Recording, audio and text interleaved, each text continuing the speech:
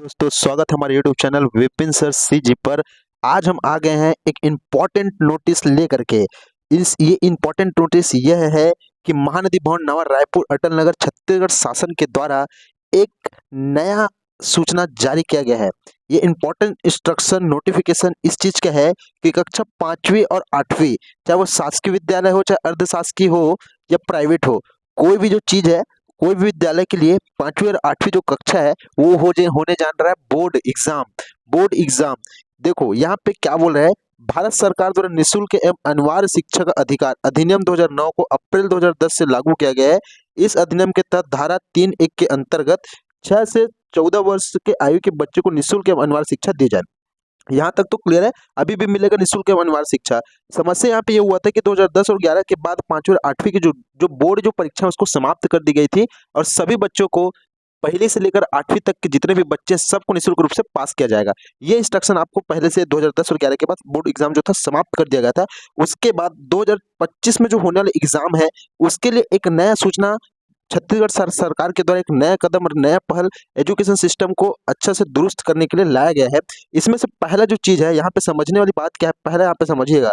पहला क्या देखो, प्रत्येक शैक्षणिक सत्र में 5वीं और 8 की नियमित परीक्षा ली जाएगी।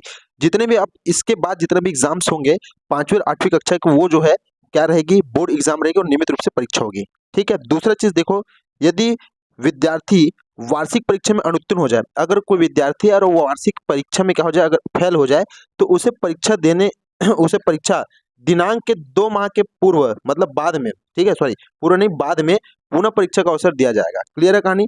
यदि विद्यार्थी जो है परीक्षा, देखो एक बार और पढ़ रहे हैं, यदि विद्यार्थी वार्षिक परीक्षा में अनुत्तीर्ण हो जाता है, फेल हो जाता है, तो उसे परीक्षा दिनांक के 2 माह बाद पुनः से परीक्षा देने का अवसर प्रदान किया जाएगा। ठीक है। तीसरा नंबर देख लो, तीसरा नंबर क्या देखो, राज्य सरकार विद्यालय को 5वीं एवं 8वीं या दोनों कक्षाओं को अनुत्तीर्ण रोकने की अनुमति देगा। क्या बोल रहे हैं कि राज्य जो सरकार है विद्यालय को यह अधिकार देता है कि अगर 5वीं और 8वीं के बच्चे अगर फेल हो गए और 2 माह के बाद फिर से एग्जाम होता है, उसमें भी अगर फेल हो गए तो ये विद्यालय का अधिकार है। विद्यालय का अधिकार यहाँ पे समझना, विद्यालय के क्या है, अधिकार है कि उसे अनुत्तीर्ण कर सकता है, वो मतलब फेल है तो बैठा सकते हैं उस कक्षा पे, ये विद्यालय का अधिकार है। ठीक है। चौथा नंबर क्या देखो, किसी भी विद्यार्थी को प्रारंभिक शिक्षा पूर्ण होने तक विद्यालय से निष्कासित नहीं किया जा सकता।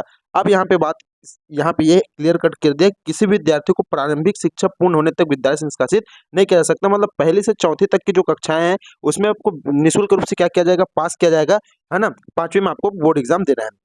यहाँ तक आपको कहानी क्लियर है कि नहीं क्लियर है, बता दो बस।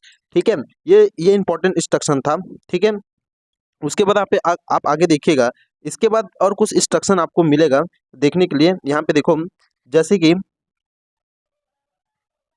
जैसे कि यहाँ पे, एक मिनट, जैसे यहाँ पे देखो 5वीं और 8वीं, है ना, यहाँ पे समझना, एक सेकंड बस। यहाँ पे देखो 5वीं और 8वीं की केंद्रीय परीक्षा जिला स्तर पर ली जाएगी। 5वीं और 8वीं की जो है ना परीक्षा होगी वो जिला स्तर पर लिया जाएगा और इसकी इसकी जो है ना जिला जिला स्तर पर हो जाएगी। और इसकी इसकी मतलब ये परीक्षा का जो पैटर्न जो रहेगा वो जो है जिला निर्धारित करेगा। ठीक है। ये बोर्ड का मतलब है कि जिला निर्धारित करेगा। ठीक है। दूसरा नंबर यहाँ पे यह है, देखो केंद्रीय परीक्षा हेतु विद्यार्थी से कोई शुल्क नहीं लिया जाएगा, जो अभी भी नहीं लिया जाएगा, बाद में भी नहीं लिया जाएगा, इसमें कोई दिक्कत नहीं है। यहाँ पे सबसे इंपॉर्टेंट जो है, यहाँ पे मेरे को ये लगा कि परीक्षाएं जो है मार्च माह से आयोजित हो जाएगी। 5वीं और 8वीं की जो परीक्षा है वो मार्च महीने से प्रारंभ हो जाएगी। अभी डेट सुनिश्चित नहीं हुआ गया है, लेकिन हो सकता है कि 10वीं और 12वीं के जो एग्जाम है उसी बीच में आपको 5वीं और 8वीं का भी एग्जाम देखने को मिल सकता है। ठीक है। चौथा नंबर देख लो, परीक्षा हेतु प्रश्न पत्र विषय विशेष है ना विशेषज्ञ शिक्षकों के द्वारा पूर्ण गोपनीयता के तैयार की जाए तथा प्रश्न पत्र पर वितरण पश्चात केंद्र से प्रश्न पत्र निकालेंगे। बात समझ में आ गया क्या। पूरा गोपनीयता रखे, पूरा बोर्ड एग्जाम है ये। ठीक है। 5वां नंबर देख लो, 5वां नंबर क्या देखो, प्रश्न पत्र के नमूने से शिक्षक को पूर्व से अवगत कराया जाए ताकि विद्यार्थी की तैयारी उसके अनुरूप कराया जा सके। अब देखो प्रश्न पत्र किस किस तरह से आएगा, इसके लिए वहाँ के जो प्राथमिक शिक्षक है और मिडिल के जो शिक्षक है उसको पूर्ण रूप से अवगत कराया जाए कि परीक्षा किस पैटर्न पे आएगी, क्योंकि 12-15 साल से यहाँ पे ऐसा एग्जाम नहीं हुआ है इसलिए। ठीक है। तो इसकी जो जिम्मेदारी जो है कलेक्टर लोगों की है ना। ठीक है। 6वां नंबर देखो, परीक्षा हेतु अन्य विद्यालय से केंद्रीय अध्यक्ष नियुक्त किए जाएंगे। अब परीक्षा को कंडक्ट करवाने के लिए दूसरे विद्यालय से आपको केंद्रीय अध्यक्ष को नियुक्ति की जाएगी, है ना। ये सब जो है इंस्ट्रक्शन है। ठीक है। इसके लिए, है ना, तो इस तरह से है। तो इसमें सबसे इसके बाद एक और लिखा हुआ है यहाँ पे एक चीज़ और समझो। कक्षा चौथी एवं सातवीं की वार्षिक परीक्षा की उत्तर पुस्तिका का मूल्यांकन अन्य विद्यालय में कराया जाए ताकि विद्यार्थियों के शैक्षणिक स्तर के आधार पर आगामी शैक्षणिक सत्र में केंद्रीय परीक्षा की तैयारी सत्र प्रारंभ से ही कराई जा सके। अब यहाँ पे एक नया चीज यहाँ पे देखने को मिल रहा है कि कक्षा चौथे और सातवीं की जो वार्षिक जो परीक्षा है उसकी उत्तर पुस्तिका भी दूसरे स्कूल पे जाके क्या हो जाएगी, चेक किया जाएगा। तो ये अच्छा संदेश है छत्तीसगढ़ शिक्षा के लिए। उसके बाद ये 5वीं 8वीं में किसी विषय में उत्तीर्ण होने वाले विद्यार्थी की पूरक परीक्षा ली जाएगी। तो ये पहले ही बोल चुका है वो, ठीक है। विद्यार्थियों को उस कक्षा में रोका नहीं जाएगा बल्कि अगली कक्षा अर्थात 6वीं 9वीं में कक्षोन्नत किया जाएगा। यहाँ पे देखो 2 टाइप का चीज बोल दिया यार ये। 5वीं 8वीं में किसी विषय में अनुत्तीर्ण होने वाले, मतलब एक विषय में अगर कोई अनुत्तीर्ण हो गया तो उसको पूरक परीक्षा के लिए दिया जाएगा और उसके बाद वो आगे बैठ सकता है। हाँ तो ठीक है कहानी इसमें तो, ठीक है।